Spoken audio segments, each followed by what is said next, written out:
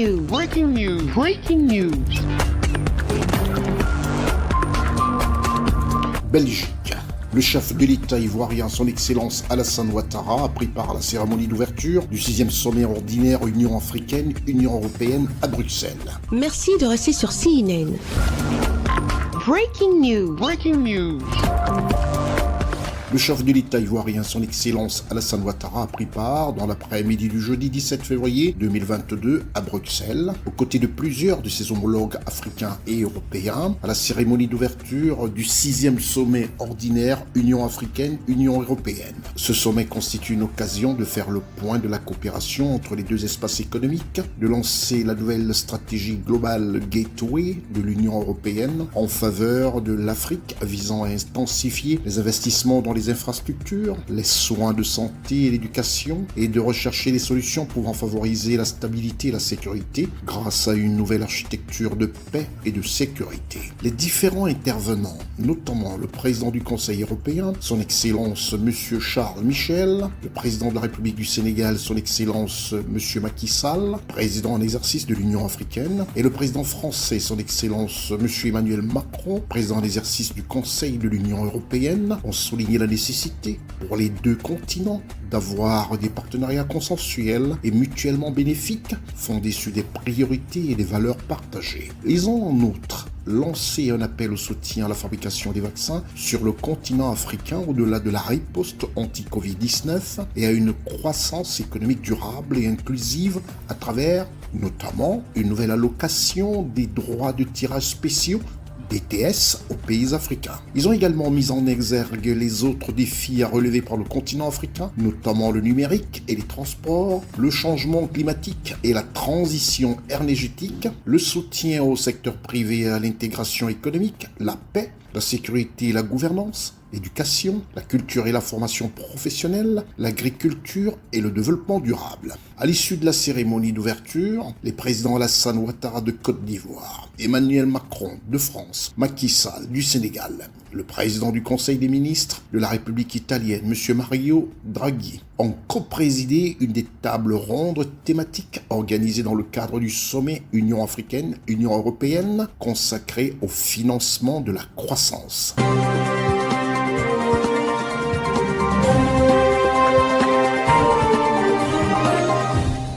Le Premier ministre Patrick Hachi a procédé le mercredi 16 février à l'ouverture de la 7e édition de la Convention mondiale, la World Cashew Convention, WCC, couplée avec la 4e édition des Journées nationales des exportateurs de cajou de Côte d'Ivoire, la JNEC Côte d'Ivoire. Ces rencontres vont s'étendre sur 3 jours. Elles permettront aux décideurs publics, privés, aux partenaires ainsi qu'aux producteurs de porter la réflexion sur les problématiques de la filière anacarde en Côte d'Ivoire et dans le monde. Ces 2 dernières années, à l'instar de la tendance négative de l'économie mondiale, la filière cajou ivoirien a connu des avancées notables, faisant de notre cher pays un acteur incontournable de cette culture stratégique.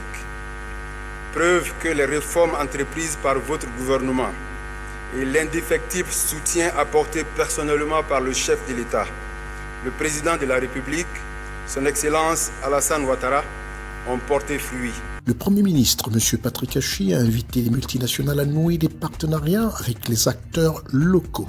La filière mondiale de l'anacarde a connu ces dernières années une forte progression, notamment dans plusieurs économies africaines.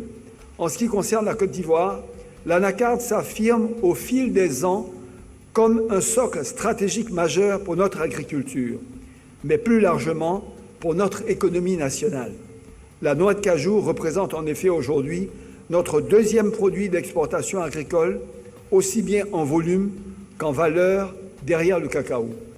Nous exhortons d'ailleurs également fortement les multinationales à nouer des partenariats avec les acteurs locaux afin d'accélérer dans un partenariat gagnant-gagnant leur développement dans le secteur. L'ambition du président de la République, son Excellence M. Alassane Ouattara, pour la Côte d'Ivoire est claire, forte, mobilisatrice. Transformer localement plus de 50%, donc plus de bientôt 600 ou 700 000 tonnes de production de noix brutes d'ici 2025, tout en continuant à jouer notre rôle majeur dans le commerce mondial de la noix brute. Et les chiffres nous portent à croire que nous sommes dans la bonne direction. Je vous invite donc à venir investir ou à continuer à investir dans la transformation du cajou en Côte d'Ivoire, un pays qui s'ouvre sur un vaste marché régional, renforcé par la zone de libre-échange continentale africaine, la ZCAF. La cérémonie inaugurale a été marquée par la visite des stands. Plus de 250 000 participants venus de 40 pays producteurs et une centaine d'entreprises exposeront leurs produits. La Côte d'Ivoire est le premier pays transformateur de noix de cajou en Afrique et le troisième dans le monde en 2021 avec 136 854 tonnes transformées et reste le leader au niveau de la production mondiale, ainsi qu'à l'exportation mondiale de la noix de cajou brute avec 805 745 tonnes exportées.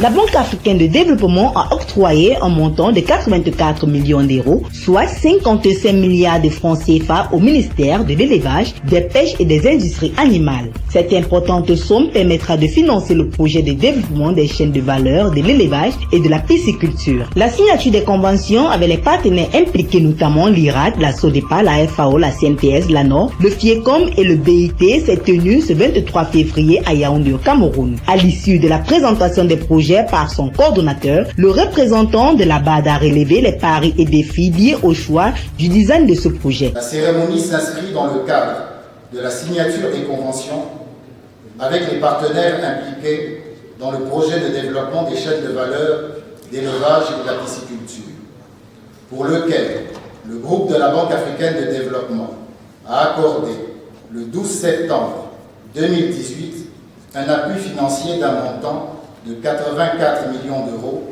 soit environ 55 milliards de francs CFA. À la phase d'instruction de ce projet, coordonné par le MINEPAT, l'occasion a été donnée au MINEPIA et à la Banque de poser un diagnostic clair et précis sur les filières bovines, porcines et piscicoles. Un nombre important d'actions a été retenu et les acteurs majeurs identifiés avec pour objectif la définition claire d'une charte de responsabilité qui permet à chaque partenaire d'exprimer au mieux son expertise dans un cadre harmonisé. Si l'implication de l'IRAD, de la SODEPA et de la FAO dans ce projet va de soi, du fait de leur appartenance à l'écosystème du secteur agro-pastoral du pays, celle de la CNPS, de l'ANOR, du FECOM et du BIT est novatrice et porteuse d'espoir pour la réussite et la bonne exécution de ce projet. La phase d'instruction du dit projet a été coordonnée par le ministre de l'Environnement, de la Planification et de l'Aménagement du Territoire. Une occasion saisie par le MINEPIA et la Banque africaine du développement pour étudier sur les filières bovines, porcines et piscicoles. La signature de ces conventions vient concrétiser le début effectif de la mise en œuvre des activités sur le territoire, explique le patron de ce département ministériel. L'importance de ces conventions de partenariat, objet de la présente cérémonie, n'échappe à personne. En effet, la signature de ces conventions vient concrétiser le début effectif de la mise en œuvre des activités du projet sur le terrain, après le lancement officiel du projet en avril 2021. Elle offre aussi l'occasion solennelle d'officialiser ce partenariat avec les différentes institutions, tant nationales qu'internationales, qui devront accompagner le projet du PDCV dans ses actions auprès des bénéficiaires. C'est pourquoi je me réjouis d'avance de cette coopération diversifiée que nous souhaitons tous fructueuse pour le succès du projet. La présence massive des membres du gouvernement à cette cérémonie officielle de signature des conventions entre le MINEPIA, les partenaires nationaux et internationaux témoigne à suffisance l'importance de cette rencontre. Cet accompagnement de la BAD rentre dans le cadre de la mise en œuvre des politiques du développement du Cameroun.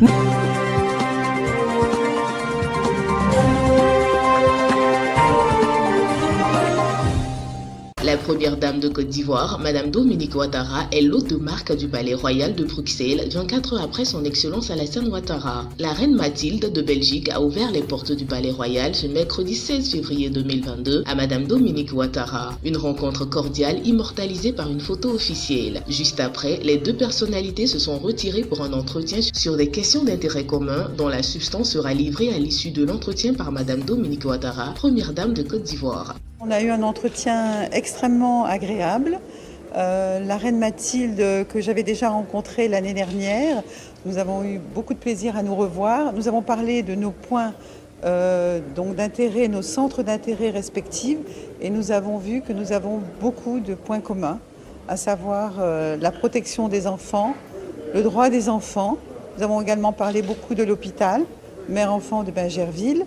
Et également, nous avons parlé de la lutte contre le travail des enfants. L'agenda de la première dame de Côte d'Ivoire prévoit ce jour la visite de l'hôpital universitaire des enfants Reine Fabiola.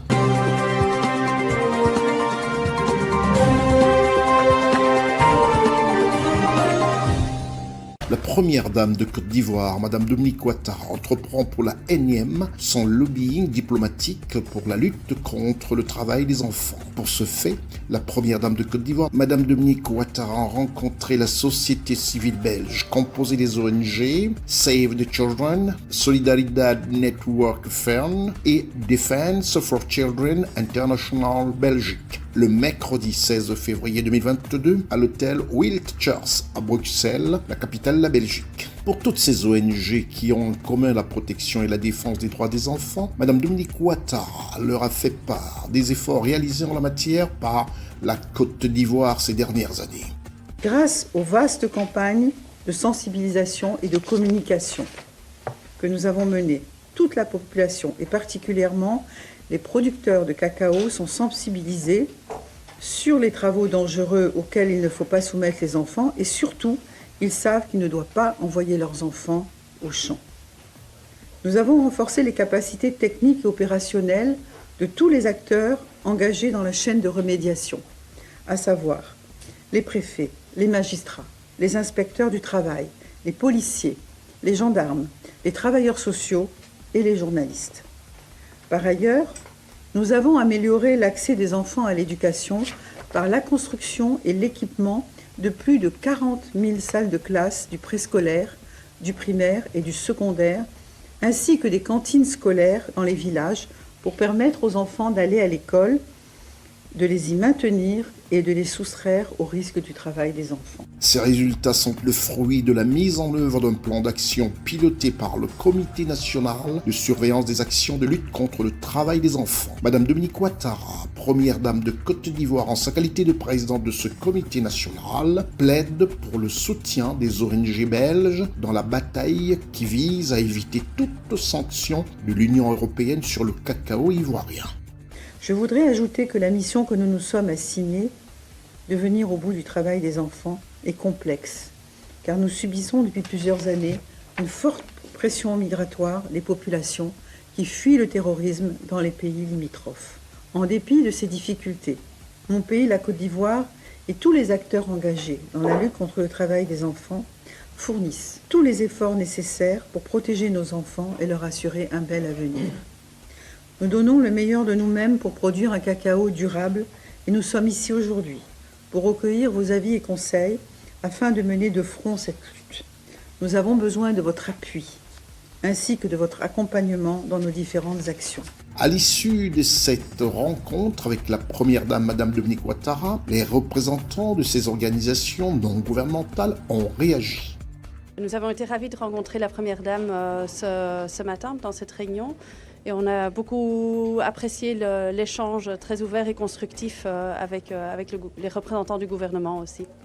Qu'il y a encore beaucoup de travail à faire ensemble et que surtout on œuvre tous pour le bien-être des enfants. Il faut améliorer les revenus des petits producteurs de coco parce que c'est vraiment la cause profonde les problèmes comme la déforestation, mais aussi le travail des enfants. Ce genre de rencontres sont vraiment très importantes pour établir un dialogue et bien comprendre la réalité de terrain et la complexité à laquelle un pays comme la Côte d'Ivoire est confronté quand elle veut faire en sorte que les enfants puissent bénéficier de l'ensemble de leurs droits, et y compris l'accès à la scolarité et lutter contre les pires formes de travail des enfants. J'ai été intéressée de savoir que l'agroforesterie, c'est une obligation pour les fermiers en Côte d'Ivoire, ce qui n'est pas du tout le cas à l'Union européenne. Donc moi, je vais en parler avec nos propres ministres à l'Union européenne pour qu'ils mettent en place les mêmes engagements. Il est à noter qu'en Côte d'Ivoire, le cacao fait vivre plus de 6 millions de personnes et les 2/3 de la production nationale est destinée au marché international.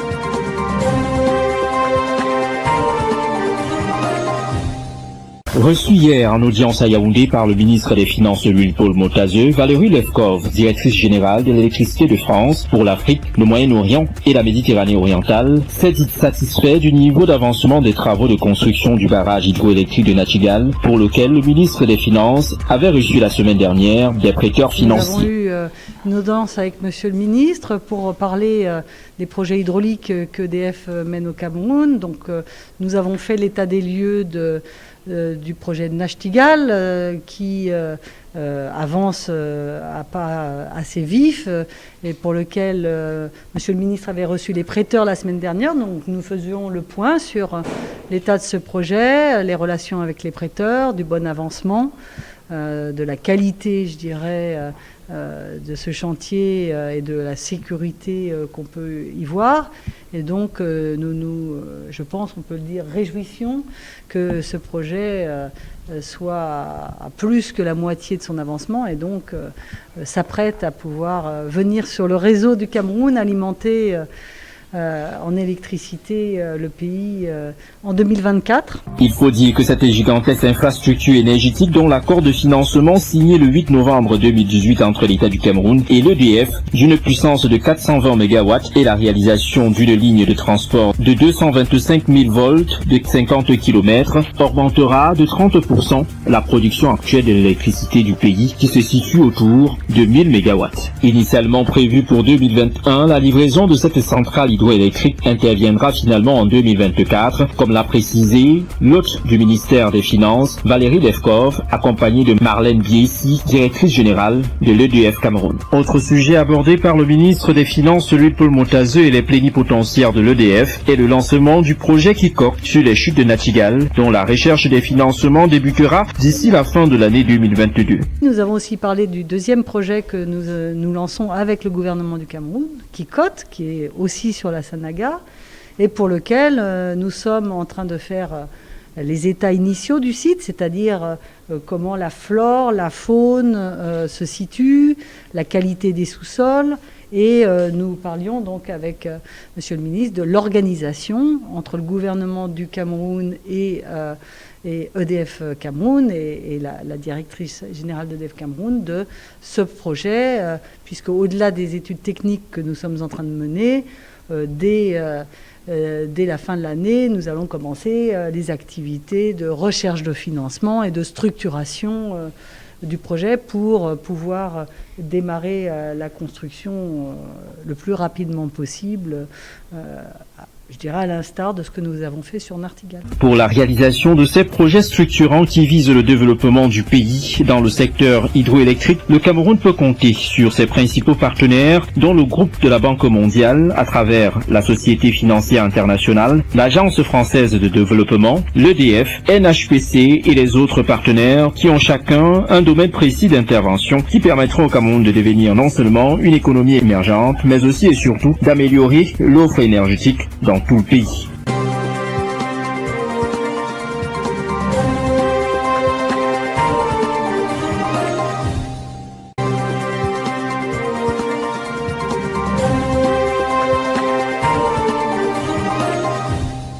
Le Conseil des ministres s'est réuni le mercredi 23 février 2022 au Palais de la Présidence de la République à Abidjan, sous la présidence de son Excellence Alassane Ouattara, président de la République de Côte d'Ivoire, chef de l'État. Le Conseil des ministres a examiné les raisons et les éventuelles solutions face à l'insatisfaction collective des populations sur la flambée des prix sur les marchés de plusieurs produits de consommation. Dès le début de l'année, des discussions ont été engagées avec notamment les producteurs d'huile, ce qui a permis de contenir le prix donc, de l'huile à 1200 francs, soit une augmentation d'environ 10%, là où les industriels du secteur attendaient une augmentation plus grande. Donc des efforts ont été faits de part et d'autre. Il faut noter que le ministre a été instruit donc à l'effet de mener toutes les réflexions possibles pour pouvoir élargir notamment la gamme de produits réglementés. Actuellement, nous avons environ 8 produits qui sont réglementés, mais l'idée est de voir si nous pouvons augmenter le nombre de ces produits réglementés. Il faut aussi noter qu'une importante réflexion doit être menée pour pouvoir réduire l'influence de certains groupes d'intérêts qui, parfois, pour des raisons de spéculation, peuvent faire monter de façon artificielle certains coûts. Après la visite sur les marchés, certaines grandes surfaces ont été également visitées et certains produits sont beaucoup moins chers dans les grandes surfaces que sur nos marchés. Là aussi, une réflexion doit être menée pour comprendre pourquoi est-ce que dans les grandes surfaces où les opérateurs ont plus de charges, notamment en termes d'électricité, en termes d'impôts, en termes de personnel, se retrouvent avec certains produits qui coûtent beaucoup moins cher que sur nos marchés. Une des pistes qui a été évoquée par le ministre est le fait que sur nos marchés, les prix ne sont pas affichés. Toujours est-il qu'il est important que nous changeons nos habitudes de consommation et que nous allions vers les endroits où les produits coûtent le moins cher possible. Cela participe également d'une certaine façon à notre engagement dans la lutte contre la vie chère. Le Conseil a arrêté d'importantes mesures dans le domaine de la santé en vue de renforcer les capacités de production de sang.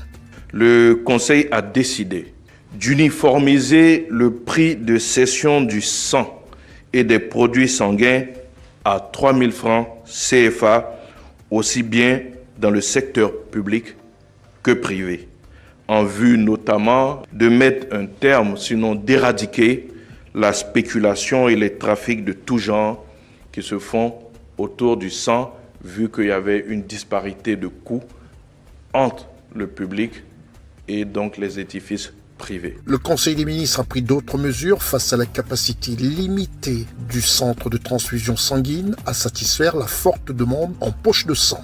Le Conseil a arrêté d'importantes mesures en vue de renforcer les capacités de production de sang des différentes structures du Centre national de transfusion sanguine, de façon à couvrir de façon entière les besoins qui sont estimés à 250 000 unités de poche de sang par an.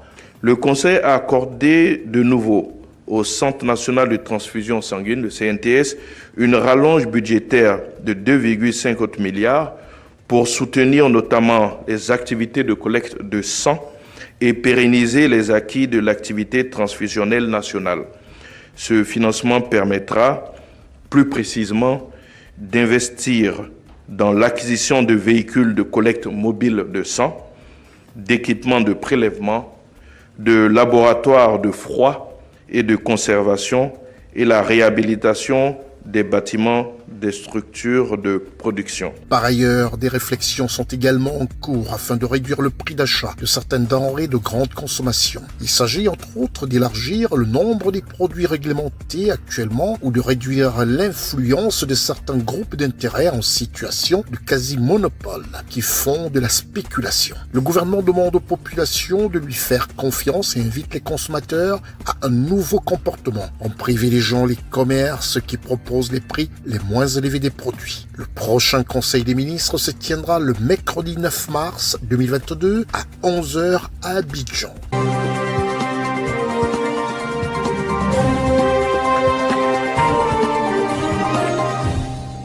commence par l'exécution de l'hymne national en bassa, une langue maternelle sur près de 248 que compte le Cameroun.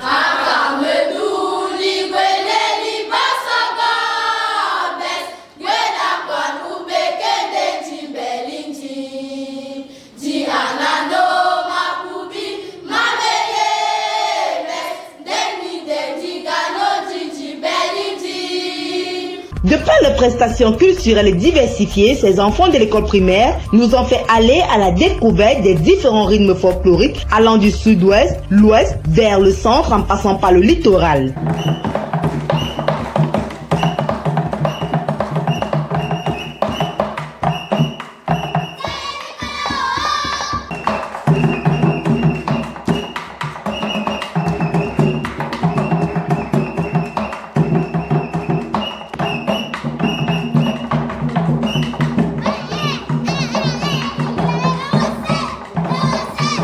Devant un public satisfait, ces tout petits ont bénéficié des salves d'applaudissements.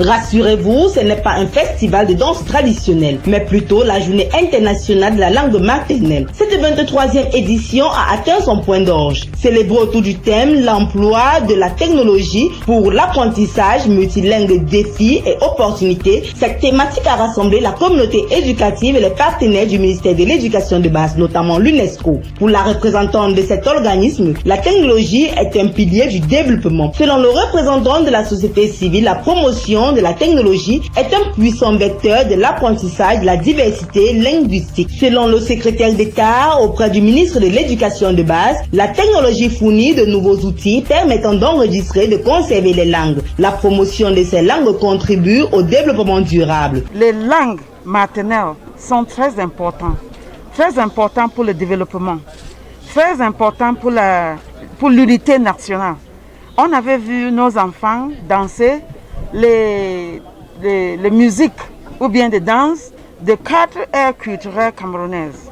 Le Sawa, le Grassfield, les Soudano-Sahéliennes et le Fang Beti. Ça m'a intéressé beaucoup parce qu'à cet âge-là, quand les enfants commencent déjà à s'intégrer dans les langues ou dans les cultures qui ne sont pas leurs propres, ça veut dire qu'on a réussi pour le projet de laisser Cameroun réuni. Le temps des réjouissances, cette cérémonie s'achève par la visite des stands d'exposition, notamment la cuisine de la grand-mère au village. Le secrétaire d'État auprès du ministre de l'Éducation de base n'est pas rentré les mains vides. Elle a reçu un présent de ses tout petits.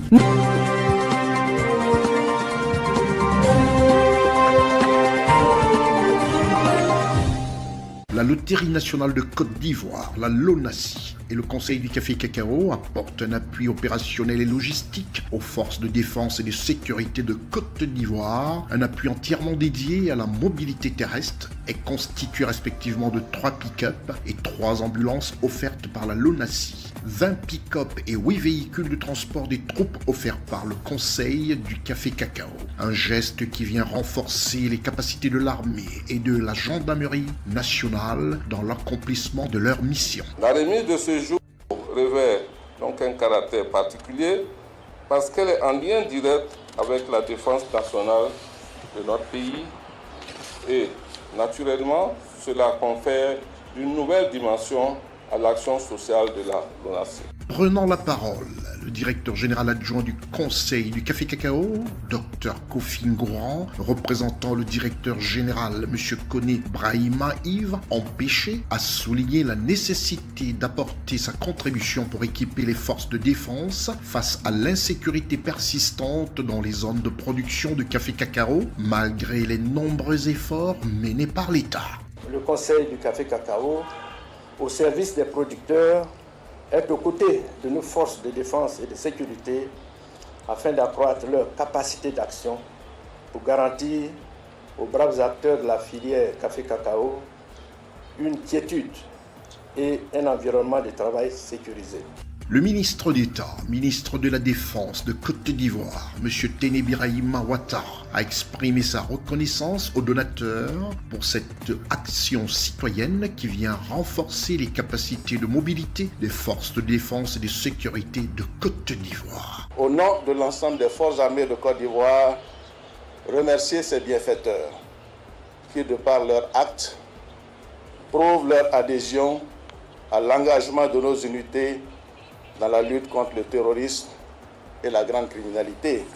Les dons que nous recevons aujourd'hui viennent soutenir les efforts inlassables que le chef de l'État et le gouvernement ne cessent de fournir pour renforcer le potentiel opérationnel de nos armées. Le ministre d'État, ministre de la Défense, M. Téné Birahima Ouattara, a engagé le chef d'état-major général des armées de Côte d'Ivoire, le général des corps d'armée, M. Doumbia Lassina, et le commandement supérieur de la gendarmerie nationale, le général de division, M. Alexandre Apalo Touré, d'en faire bon usage de ces engins.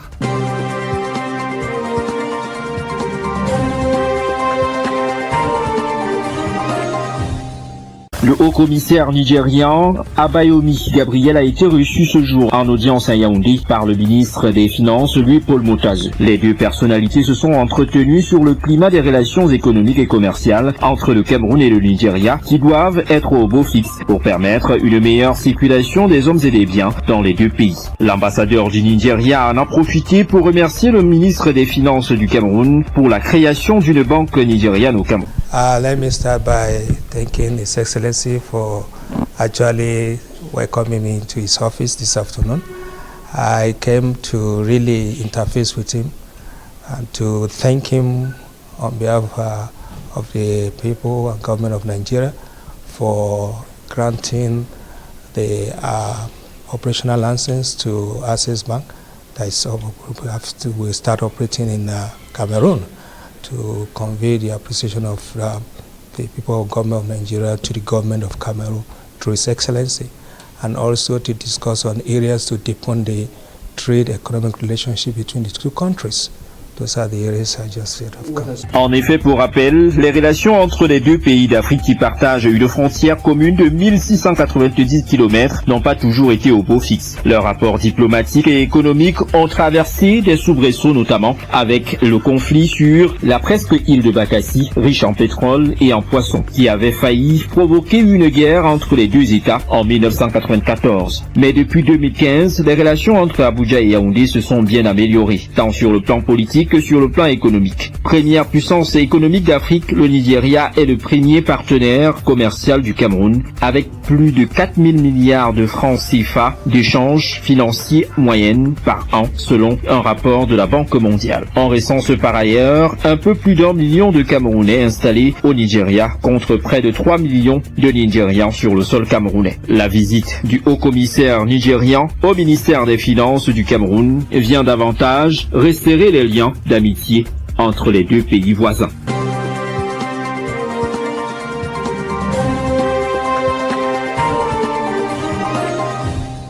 Il est environ 16h, heure GMT, quand l'avion transportant le chef de l'État ivoirien, son Excellence Alassane Ouattara, a foulé le tarmac de l'aéroport international Félix Houphouët-Boigny d'Abidjan. Accueilli à la passerelle par le chef du gouvernement, M. Jérôme Patrick Hachi, Premier ministre, chef du gouvernement de Côte d'Ivoire, ainsi que quelques membres du gouvernement ivoirien. À la suite des honneurs militaires, le chef de l'État accède au pavillon présidentiel de l'aéroport international Félix Houphouët-Boigny, où il fait le point de son séjour de travail à l'étranger. Je viens de rentrer d'une mission qui m'a amené successivement à Accra pour un sommet extraordinaire de la CEDEAO, et puis à Addis Abeba pour le sommet ordinaire de l'Union africaine, et enfin à Bruxelles pour une visite de travail et le 6e sommet ordinaire de l'Union africaine, l'Union européenne.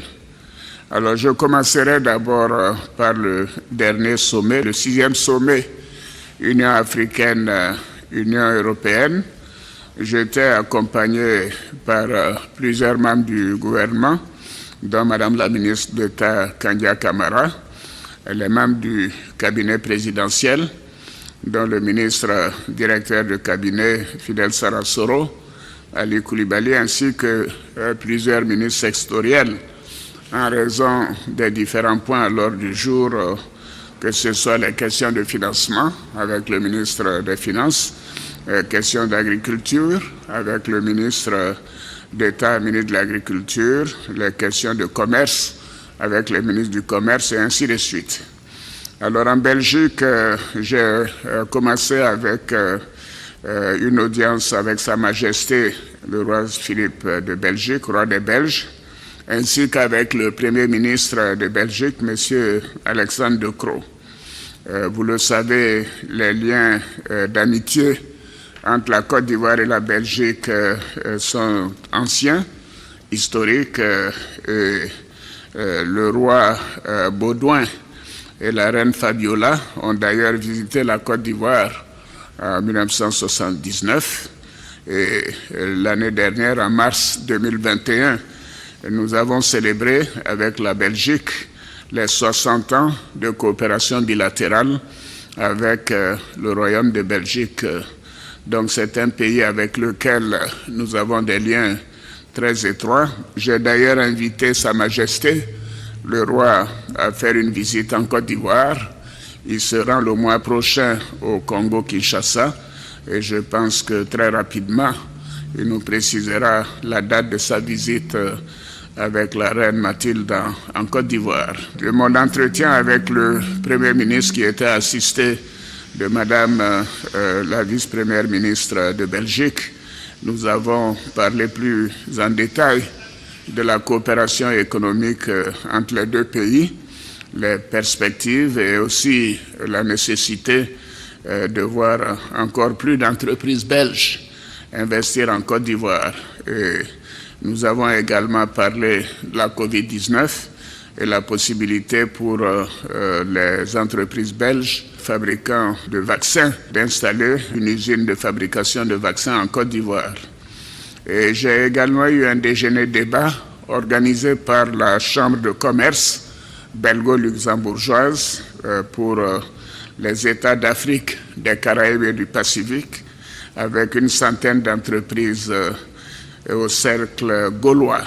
C'est un endroit où j'ai déjà eu à rencontrer les entreprises belges en 2011 à la sortie de crise. Et bien évidemment, nous sommes tous réjouis de voir que la Côte d'Ivoire était passée d'un état de délabrement, donc d'insécurité, à un état prospère et en pleine croissance.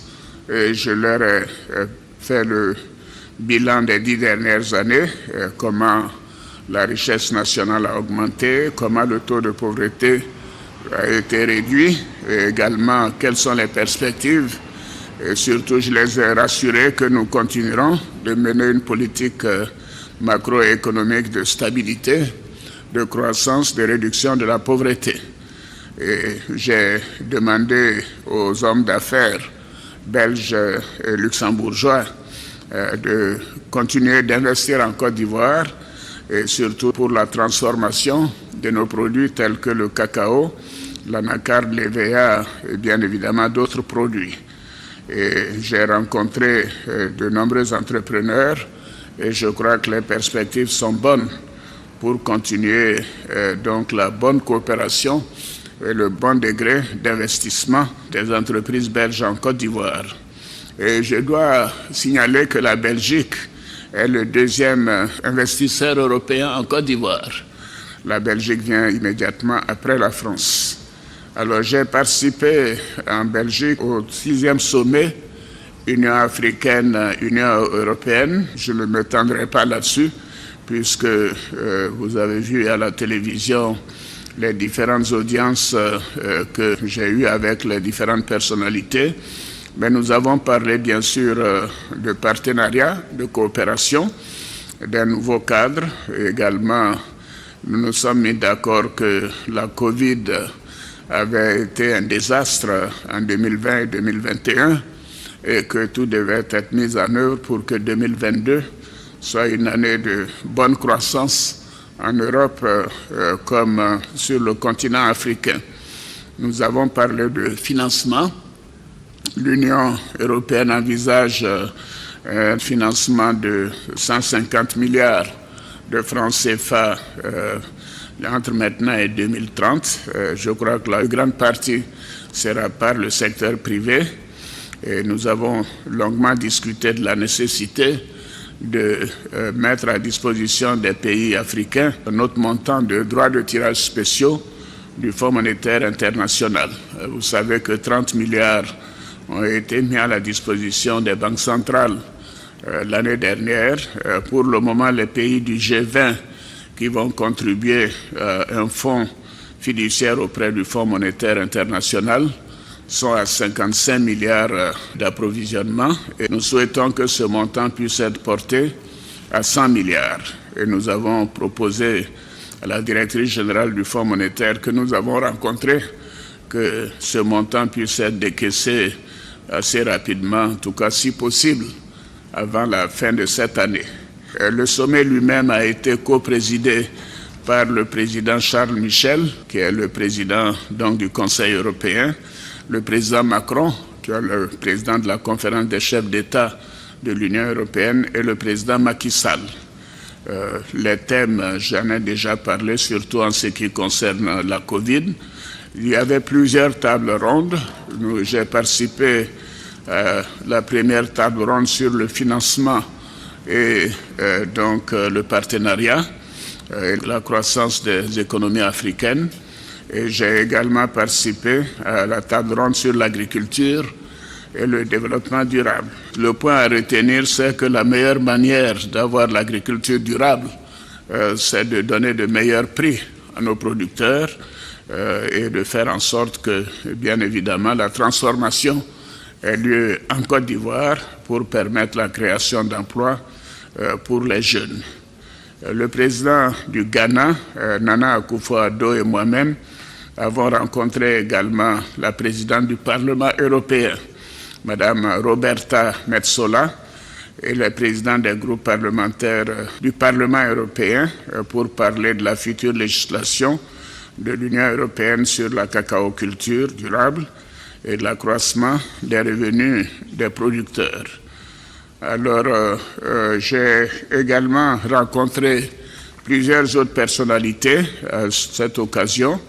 Le président du Conseil européen, M. Charles Michel, la commissaire européenne aux partenariats internationaux, Mme Jutta Urpilainen, le président de la Banque européenne d'investissement, M. Werner Hoyer, le président directeur général de Sea Invest, qui investit en Côte d'Ivoire, M.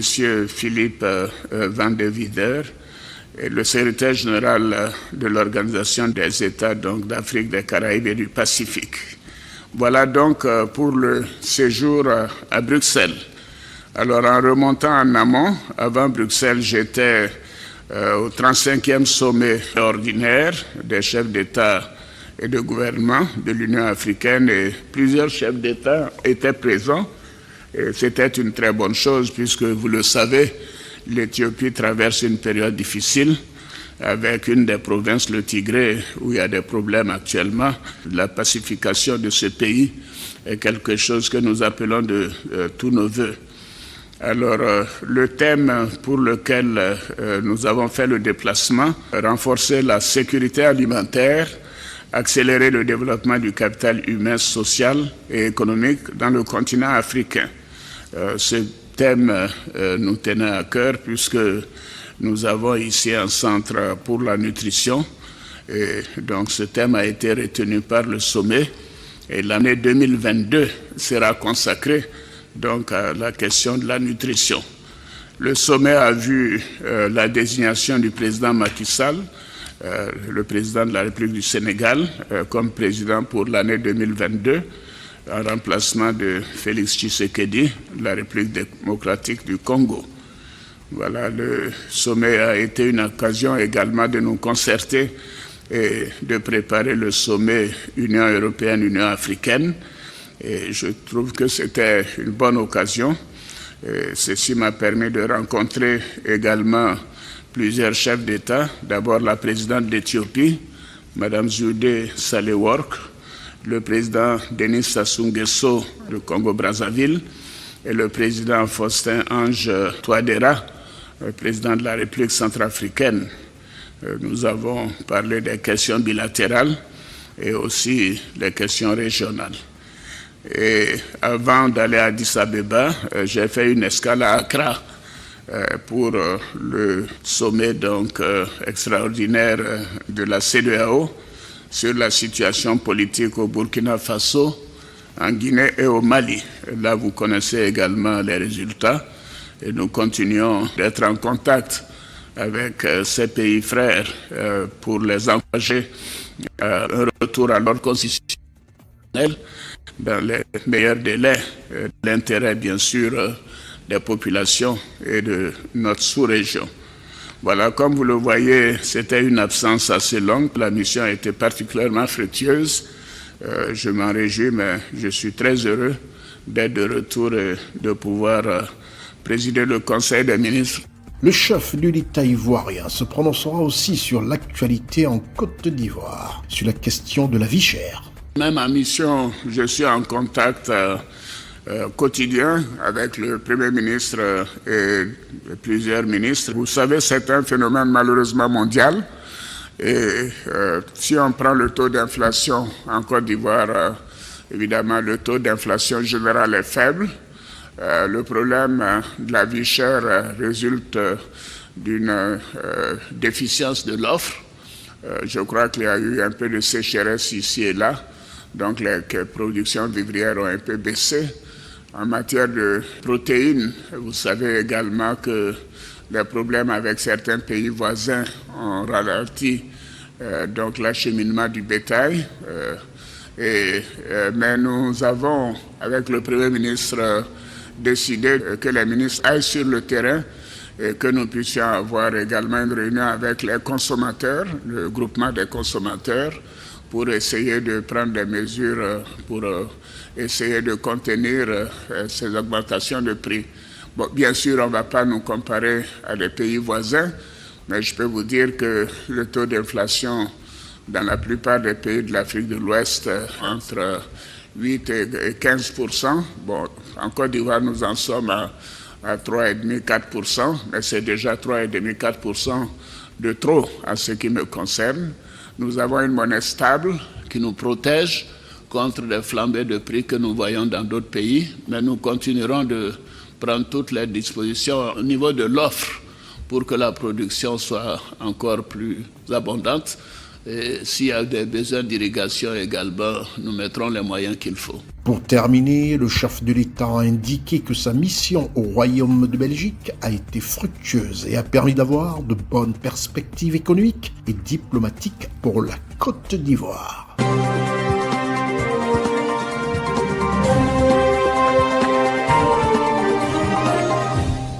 Les femmes doivent s'avantage s'investir dans les métiers de la technologie, de l'information et de la communication. C'est l'essentiel à retenir des propos de la présidente de l'Association camerounaise des femmes informaticiennes tenue ce 17 février à l'Institut africain de l'informatique lors du lancement de la première édition des Journées de l'ingénierie informatique. La remarque a été faite quand j'étais encore étudiante ici à l'IAI. J'ai juste remarqué qu'il y avait peu de femmes dans le domaine des technologies et surtout dans l'informatique.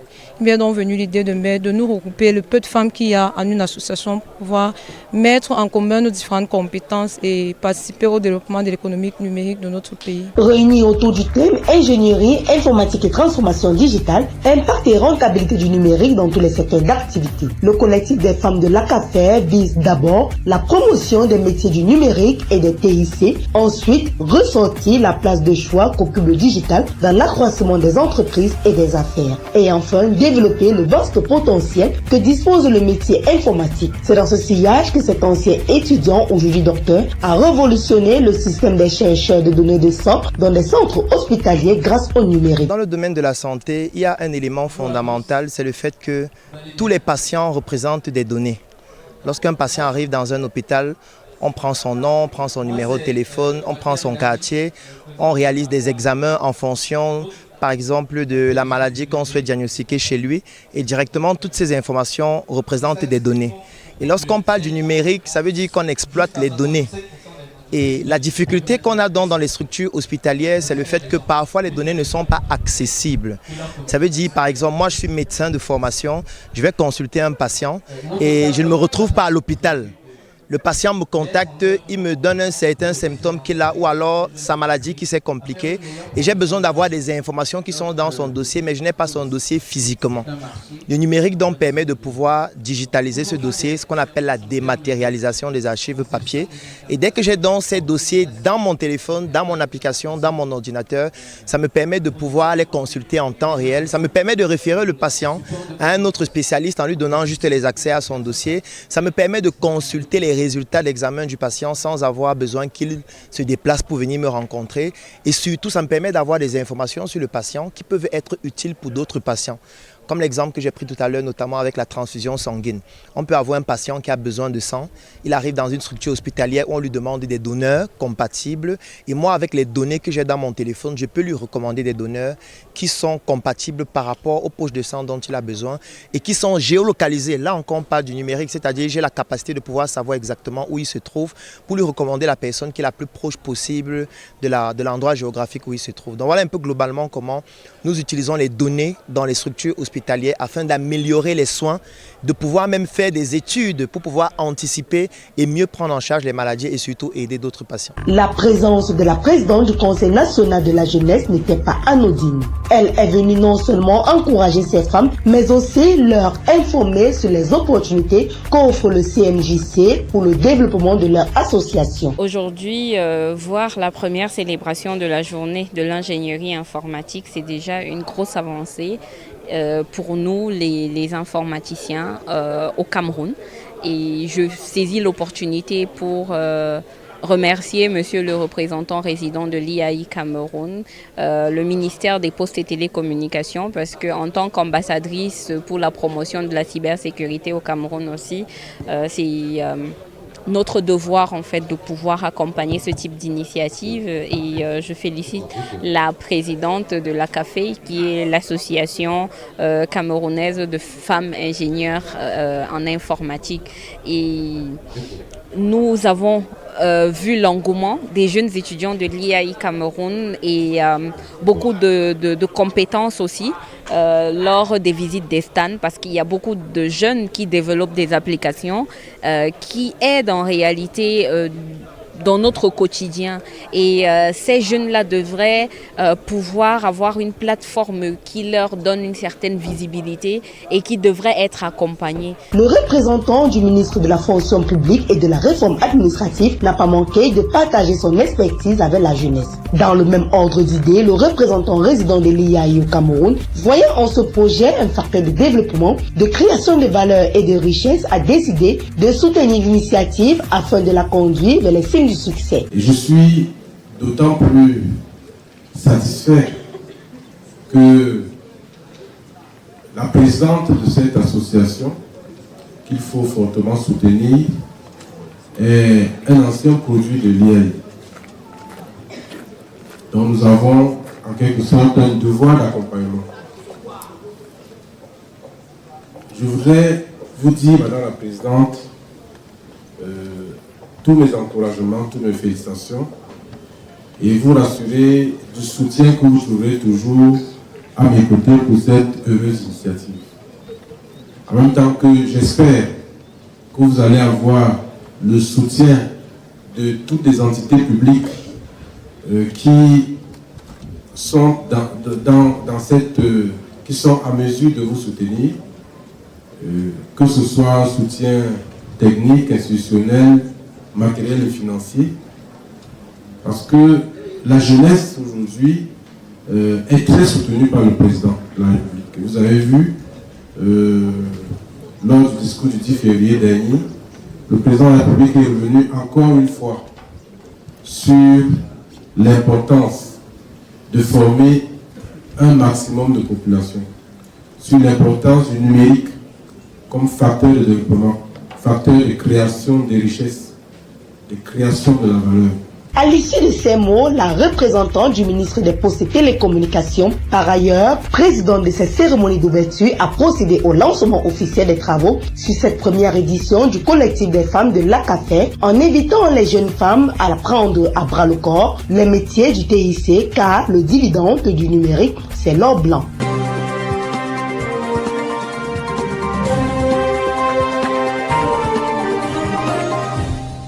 Le jeudi 24 février 2022, la Cour constitutionnelle gabonaise a officiellement repris ses activités pour l'année 2022. Une audience de rentrée solennelle a eu lieu au boulevard de la Nation, siège de l'institution à Libreville, en présence du président de la République gabonaise, son Excellence Ali Bongo Ondimba. La présidente de la Cour constitutionnelle, Madame Marie-Madeleine Borantzou, a fait un bref aperçu historique de l'institution et souligné l'attitude républicaine et toute la portée du soutien de chefs d'État qui se sont succédés pour la consolidation de l'état de droit démocratique au Gabon.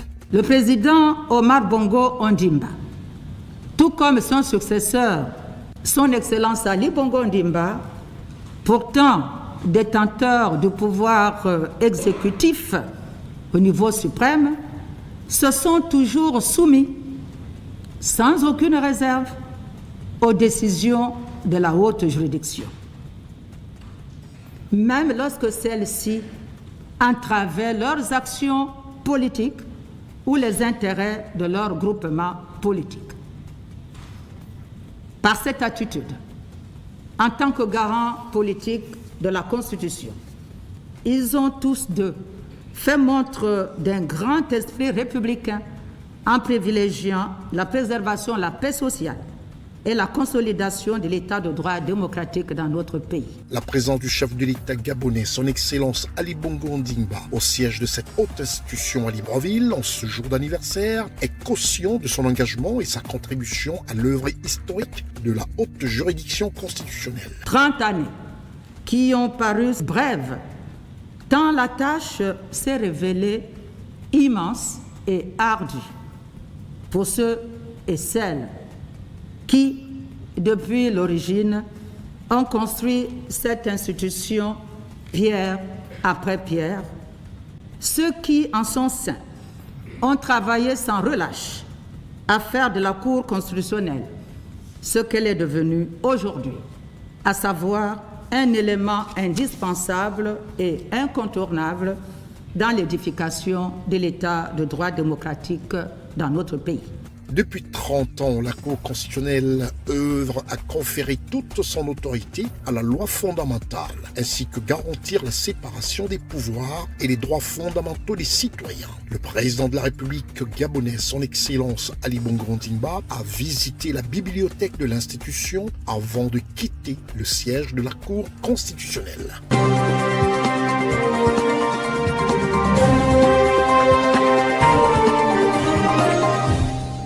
C'est dans une ambiance bon enfant que la Caisse nationale de prévoyance sociale a rendu un vibrant hommage à Madame Bandolomba Marie-Joseph, épouse Edanga Tabi, chef de service adjoint du contrôle d'employeurs et du contentieux au centre de prévoyance sociale de Mvorbi qui s'en va à la retraite. La dite cérémonie a été présidée ce jour à Yaoundé par Monsieur Nana Bello, représentant du directeur général de la Caisse nationale de prévoyance sociale, en présence de Madame Thérésia Nuz-Sam, chef de centre de la CNPS Mvorbi. Le deuxième me charge de vous féliciter pour cette carrière et je vous avoue que passer 36 ans dans une entreprise, c'est d'abord une grâce.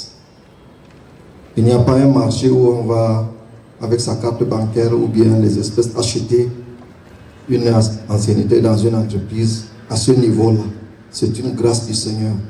Donc on doit lui dire merci. Le Seigneur a bien voulu, parce que beaucoup dans ce parcours, peut-être pour diverses raisons, n'ont pas pu atteindre cette ligne d'arrivée aujourd'hui que nous célébrons. Donc merci au Seigneur de nous avoir permis de passer de façon continue et stable, parce que d'autres font beaucoup de mobilité, mais cette stabilité-là, ce parcours-là, il est exaltant. Parce que certainement parmi nous, il y en a qui n'étaient pas nés, et je suis sûr. Merci au directeur général qui m'a chargé de vous féliciter, il m'a chargé également de vous dire que vous êtes partis sans partir. non seulement vous devenez notre patron, à partir de demain, on va vous faire la révérence parce que vous êtes pensionné, mais vous avez également tout ce qu'il faut pour continuer à nous apporter votre modeste contribution dans le cadre des activités syndicales.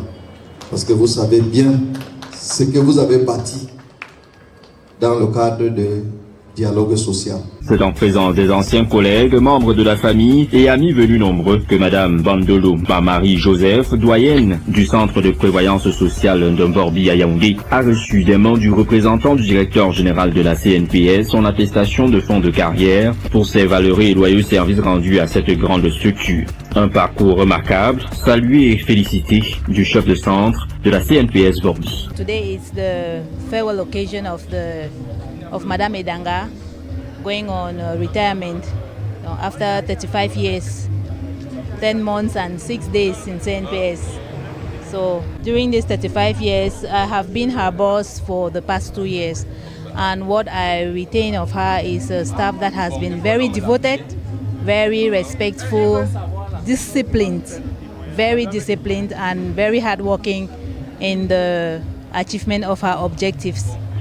So it's an example that every staff of CNPS of today needs to emulate, because I can even say she was even a counselor. Regarding her age, with her wisdom, she would give us advice. So I have a very pleasant and good memory of her.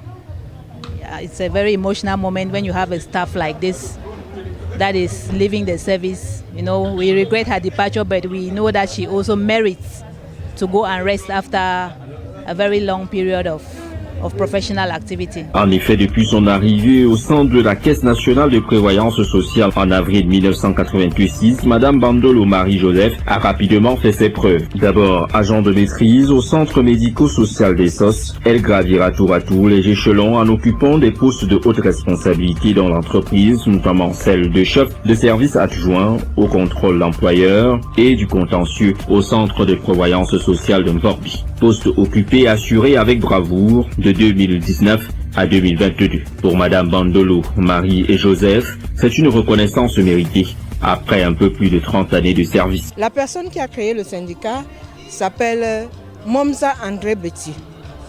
Et lorsqu'il l'a créé, il a eu une vision et il a voulu mettre la jeunesse en avant. Moi, j'étais jeune quand il a créé ce syndicat-là. Il a voulu mettre la jeunesse en avant et le genre.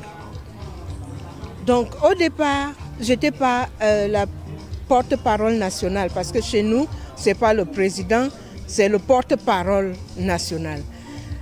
Alors le monsieur qui était porte-parole, j'étais l'adjoint, le monsieur qui était porte-parole national est parti aux ADC. C'est comme ça que je me suis retrouvée porte-parole nationale.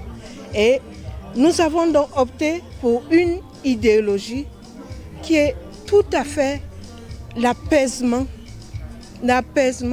Et pour ce faire, pour arriver à atteindre notre objectif, nous avons dit le dialogue et la négociation sont notre leitmotiv. C'est notre leitmotiv, dialogue et négociation. Et tout au long de notre parcours, nous œuvrons pour que ça soit ainsi. Dialoguer, négocier, pour qu'il y ait un partenariat gagnant-gagnant. Parce que le syndicalisme de maintenant n'est pas la barbarie. Il n'y a plus de place pour la barbarie. Pour ses collaborateurs, elle a toujours été un modèle sur qui ils ont su compter. Je voudrais, au moment où elle prend sa retraite, dire combien, en tant que représentant du personnel, elle a joué fondamentalement pour l'apaisement, comment on peut dire, du dialogue social au sein de la CNPS. Je ne reviendrai pas sur les mots du syndicaliste, mais je voudrais que les jeunes qui arrivent à la CNPS prennent des exemples qui nous parlent. Le directeur général a centré sa politique sur la qualité de service. Cette qualité de service est non négociable. Si nous avons atteint des objectifs aussi louables, si nous sommes allés aussi loin, si nous sommes devenus l'un des organismes de sécurité sociale les meilleurs en Afrique et même parmi les meilleurs dans le monde, c'est parce que nous avons mis en avant notre qualité de service. Et c'est parce que nous avons les dirigeants que nous méritons aujourd'hui. Madame Idanga en fait partie pour y avoir participé et tous les autres dirigeants que nous avons.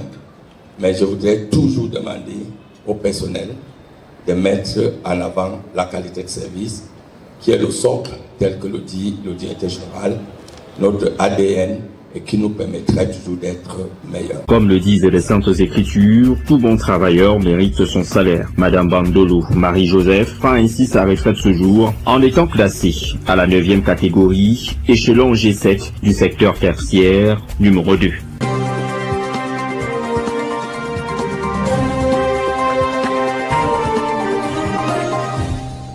La 8e édition du Salon international de l'entreprise, de la petite et moyenne entreprise et du partenariat de Yaoundé s'est ouvert depuis le 17 février au Palais des Congrès de Yaoundé avec un parterre de plus de 750 entreprises venues faire découvrir au grand public leurs produits et services. Au rang de celle-ci, on note une forte implication des entreprises du secteur de l'industrie extractive et des mines. Gabriel Dodo-Donké, ministre des Mines, de l'Industrie et du Développement technologique, a fait le tour des différents stands de ces entreprises au Salon international de l'entreprise, de la petite et moyenne entreprise et du partenariat de Yaoundé. Il n'a d'ailleurs pas manqué de féliciter tous les acteurs en présence de cette 8e édition de Promote pour la mise en valeur du Made in Cameroun. J'ai visité hier la Maxi, la Sonamine et l'OAPI à l'UQAM, toutes les entreprises autour du grand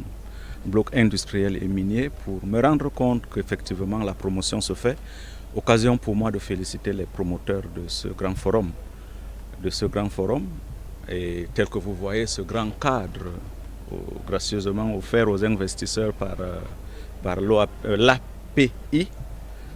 l'API, c'est juste de vous dire combien on y a mis du sérieux.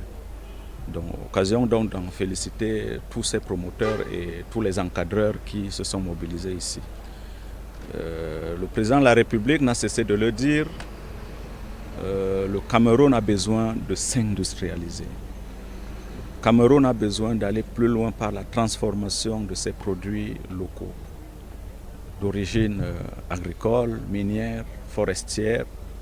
La valeur ajoutée accrue de ces produits par la transformation est le seul moyen pour permettre la croissance dans notre pays. Le Cameroun, qui se veut une économie émergente à l'horizon 2035, se doit davantage de compter sur des initiatives de la promotion des produits locaux. Une vision bien encadrée par la nouvelle stratégie nationale de développement dressée par le président de la République, son Excellence Paul Biya. Merci d'être sur CNN, la télévision autrement. Les programmes se poursuivent. Retrouvez en ligne toute l'info en continu sur CWeb Info, 100% info, non-stop.